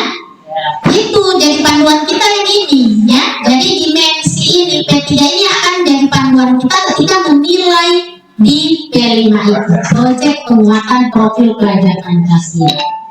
Kita bisa lihat di sini Bapak Ibu, misalnya dimensi beriman bertakwa itu ada elemen akhlak pribadi, ada elemen ini ada elemen akhlak kepada manusia, ada elemen akhlak bernegara. Nah, kita akan bisa pilih dari elemen-elemen itu ada sub-elemen yang akan kita jadikan bahan penilaian, misalnya berempati kepada orang lain. Ini juga bisa kita jadikan ada integritas, ada memahami keterhubungan ekosistem bumi. Jadi misalnya gaya hidup berkelanjutan, tema kita bisa pilih ini elemen akhlak kepada alam dengan sub-elemen memahami keterhubungan ekosistem bumi. So, ada gambaran Bapak Ibu? Halo? Hai? Lebih baik bagi LK Pak, bagi LK supaya lebih gampang. LK 1. Bagi LK 1. LK 1 gampang sekali, kan tema sudah ditentukan, kebekerjaan. Sekarang topik apa? Didiskusikan.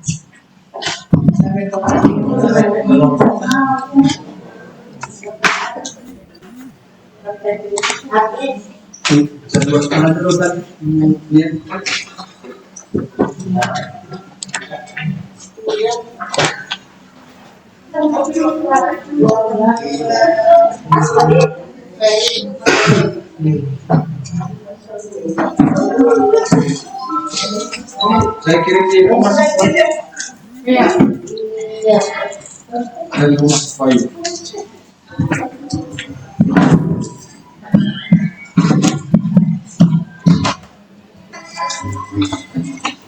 Oke, Bapak Ibu, coba mana kelompok 1 angkat tangan? Kelompok 1. Baru mau bisa begini. Kelompok 3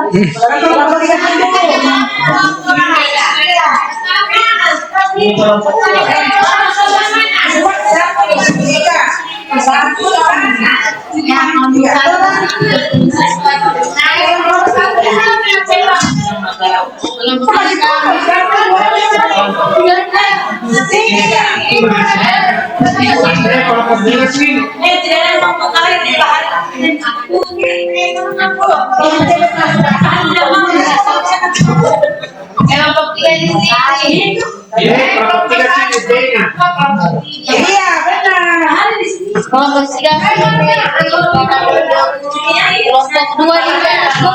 Tengah-tengah kelompok kelompok 2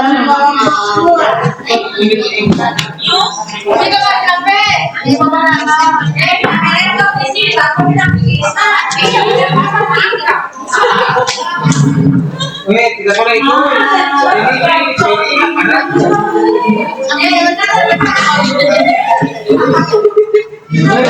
Karakter tidak boleh itu.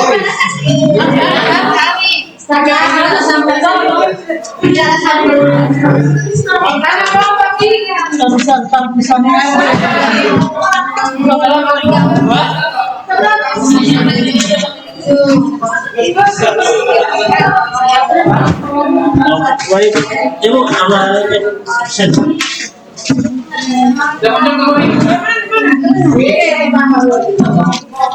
pakai minum ini tidak.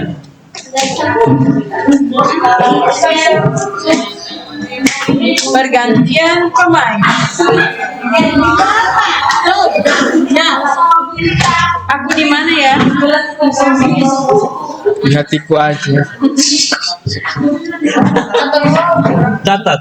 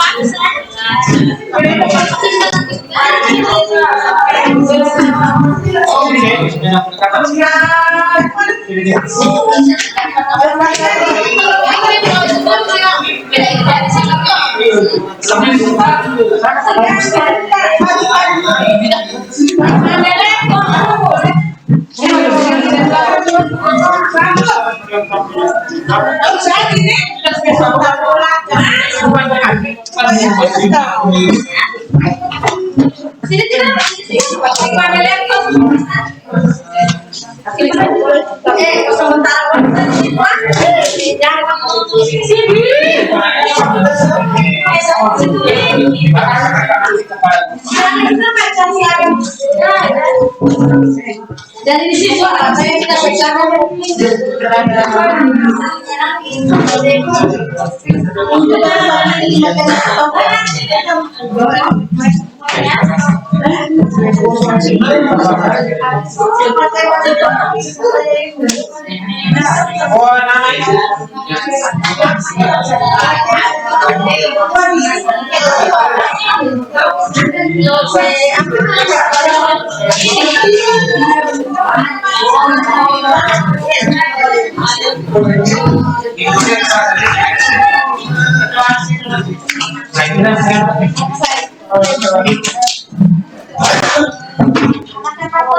Ini pindah-pindah ya.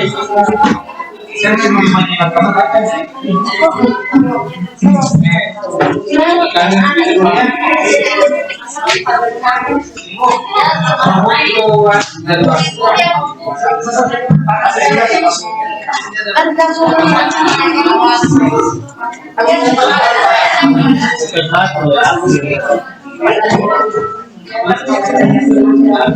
ya? Saya tahu baca.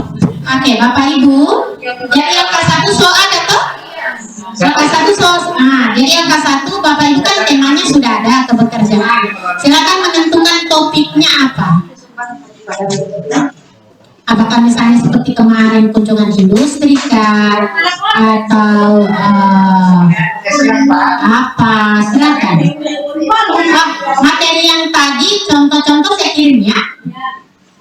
Tidak usah Bapak Ibu harus terbebani harus mengikut itu yang saya kasih kemarin, tidak. Bapak Ibu silakan, kalau punya pemikiran lain silakan.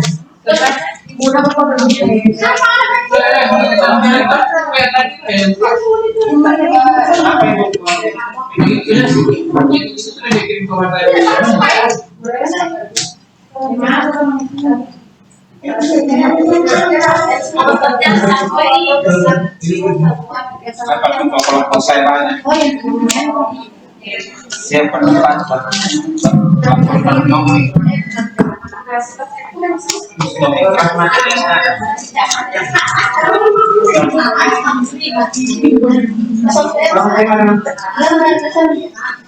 Kalau bukan 12% keluar iya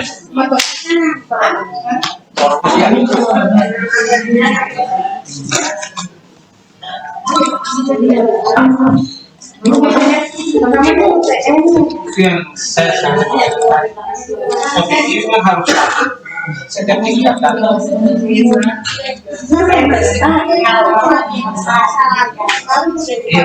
dia sukses tapi biasanya saya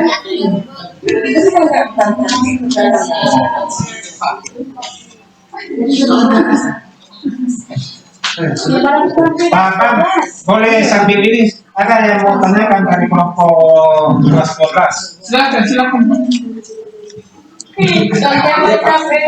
Ini sebenarnya saya mau tanyakan tadi Pak. Ini kan masalah tema wajib kan sudah pekerjaan dari kelas 12. Kemudian ada tema pilihan. Nah, pertanyaan saya, boleh tidak topik dari tema pilihan itu berbeda di setiap kelas, apalagi kan kita ada prodi-prodi atau program kerja yang berbeda-beda dan guru pengajarnya juga berbeda-beda. Itu pertanyaan saya. Boleh sekali. Kita menyamakan itu dia punya topik cuma supaya mudahnya guru ya, mudahnya guru berkoordinasi, mudahnya guru satu topik saja masih bingung-bingung orang mau bikin apa, apalagi kalau dia so beda-beda. Memang betul idealnya seperti kata Pak Agus itu, idealnya seperti itu kalau kita menyesuaikan berdasarkan minat murid. minat siswa, dan minat siswa itu berdasarkan norma jurusan. Betul sekali, idealnya seperti itu Pak. Cuma kita untuk menyamakan ini memudahkan fasilitator, supaya kecuali kalau fasilitator bersedia silakan.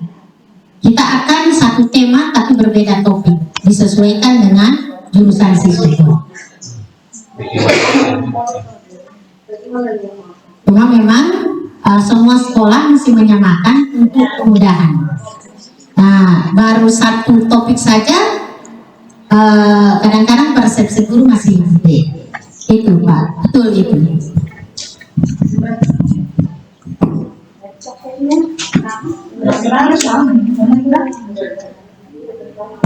Ya.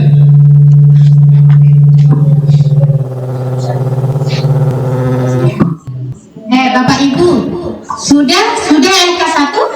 Sudah ditentukan DP tema kan sudah, topiknya sudah ditentukan? Sudah, oke. Bapak Ibu, temanya ya sama semua, kepekerjaan, karena output kita adalah modul kepekerjaan. Nanti ini apa namanya, format ini nanti Bapak Ibu bisa bawa di tema pilihan nanti. Jadi ini kita bisa Bapak Ibu, LK2 itu Bapak Ibu menentukan profil pelajar Pancasila yang saya bagikan kemarin tadi, dimensi PPP itu. Berdasarkan tema kepekerjaan dengan topik misalnya meraih impian, dimensi yang akan kita pilih apa? Kan ada 6 dimensi toh? Dari dimensi itu setiap dimensi ada elemen, dan setiap elemen ada subelemen. Oh, tidak semua. Ada yang tidak punya subelemennya. Misalnya kemandirian, kalau tidak salah, mandiri itu dia tidak ada subelemen kalau tidak salah ya. Bapak Ibu, jadi mencari di yang tadi Deskap nomor 009 itu, dimensi apa yang sesuai dengan topik Bapak Ibu, baru elemennya apa, subelemennya apa. Boleh 2, boleh 1, tapi sekali lagi saya sampaikan bahwa dimensi, elemen, subelemen yang akan Bapak Ibu pilih itu terkait nanti dengan penilaian yang akan Bapak Ibu lakukan. Oke? Halo? Iya. So tahu Bapak lihat itu dimensi, elemen, subelemen toh? Oke, good. Kemarin pakai ini enggak? Pakai subelemen, pakai dimensi apa kemarin?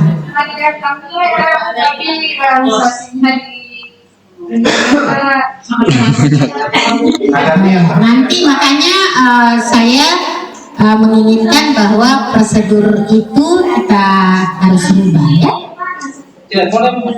Setelah ini Bapak Ibu, setelah LK yang akan saya berikan, Bapak Ibu tinggal mau cari modul seperti apa itu di internet, baru tinggal Bapak Ibu terapkan seperti ini dan punya langkah-langkah.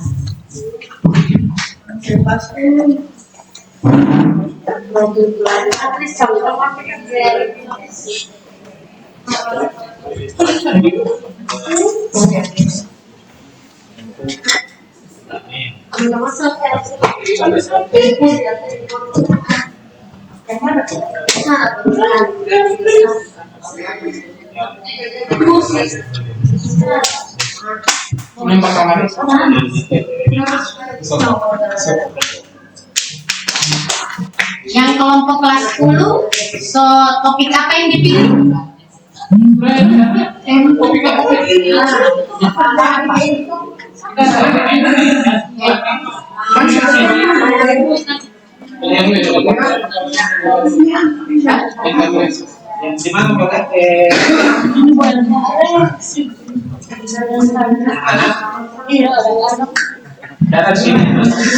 Bapak Ibu, kita istilahnya saya ini kan tuan rumah ya. Jadi kalau ada pemateri dari UNJ atau BI, berarti punya saya disimpan lagi dulu, kita ikut dulu materi yang dari BI dan ini ya. Siap. Dari UNJ. Siap. Nanti kalau Bapak Ibu dari ini kosong, saya lagi masuk lagi, kita lanjutkan dengan siap. Ya Bapak Ibu ya.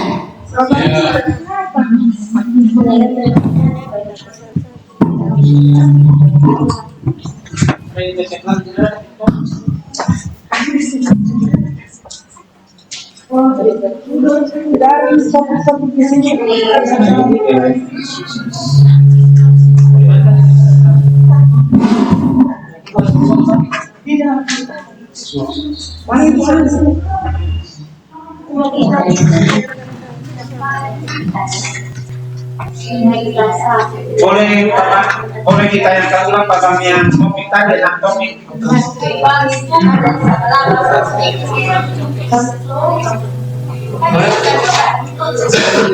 Sabar. Boleh ditayangkan ulang tadi yang topik pekerjaan. Apa? Saya sudah bagikan.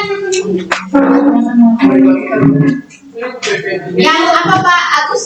Yang tema. Saya sudah bagikan. Saya sudah bagikan. Silakan Bapak ini. Itu hanya sebagai inspirasi. Kalau Bapak itu atau tugas, sudah tidak ditulis.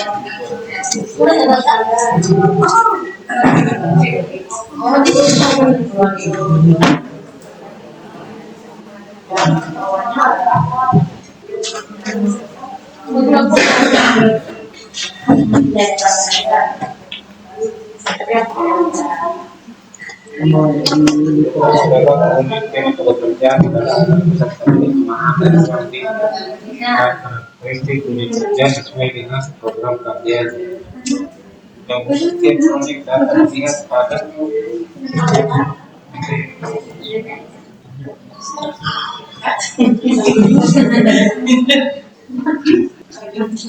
saya boleh Bu apa tadi buat foto itu baca.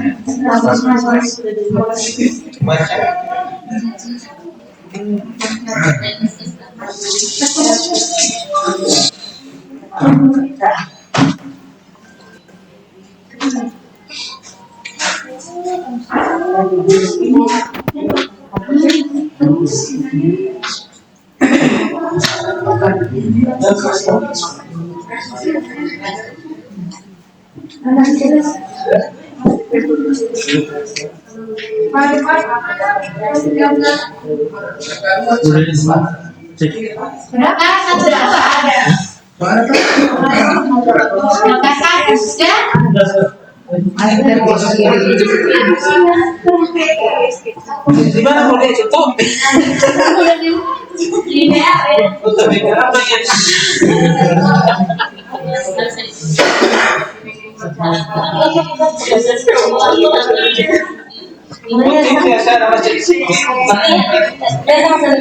Muatan kompos.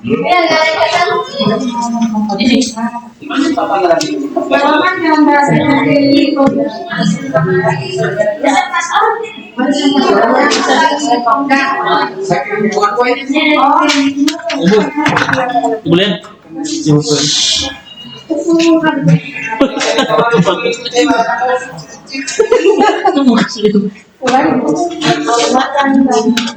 Muatan kompos.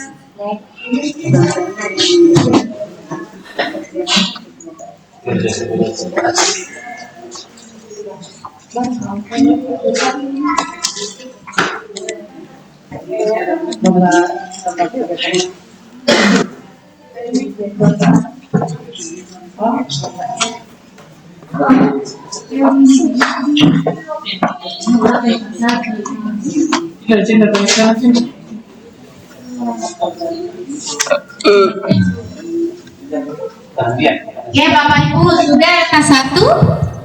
Oke.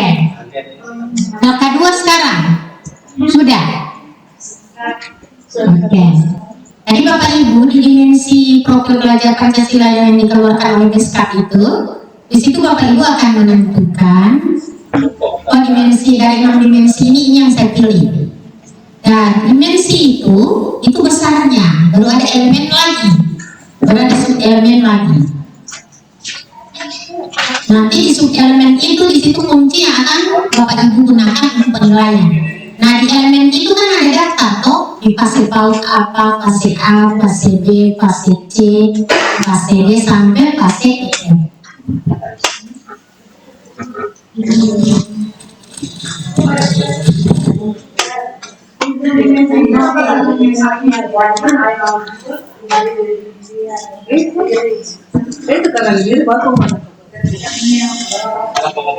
Bapak Ibu memilih dimensi yang mana yang bersesuaian dengan topik Bapak Ibu, ya. Nah, baru dari dimensi itu akan turun di elemen dan sub elemen. Nah, di sub elemen itu yang akan dijadikan bahan penilaian. Jadi misalnya bertakwa kepada Tuhan yang Maha Esa. Ada kan di situ elemennya akhlak kepada alam, akhlak kepada manusia, akhlak kepada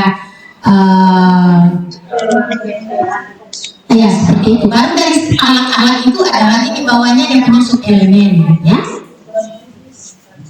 Sekali lagi saya ingatkan Bapak Ibu, ketika Bapak Ibu menentukan dimensi elemen dan sub elemen itu, di situ yang Bapak Ibu nanti mau bikin akan bikin rubrik ketika di LK penilaian nanti.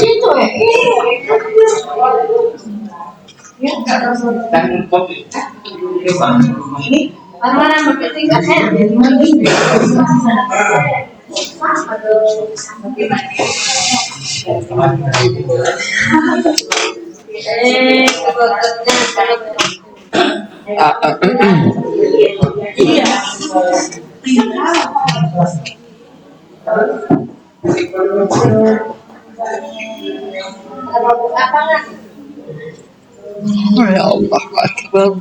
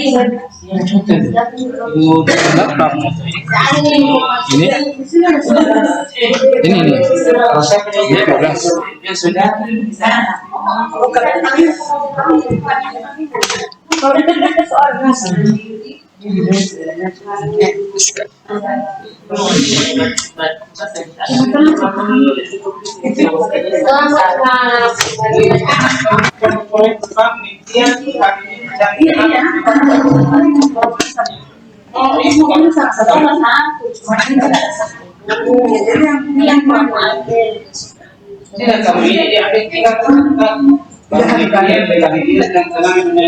kan sama aja. Iya. Kali ini ada penguatan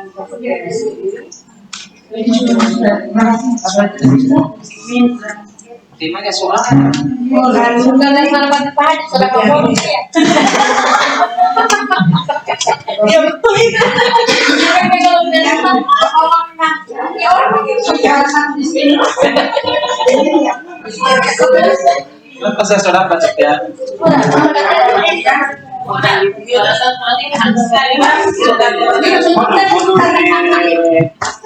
Kelas kerja. Nanti saya itu musuh.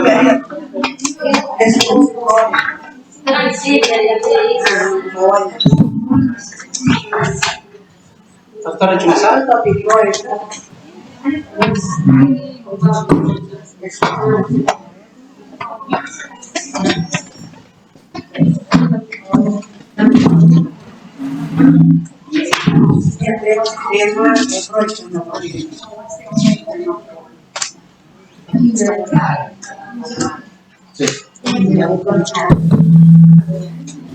Ya, baik Bapak Ibu, yang LK2-nya nanti dilanjutkan ya.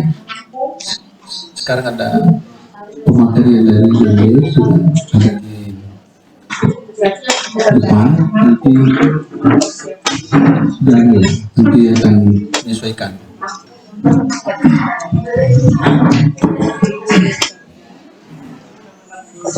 Iya.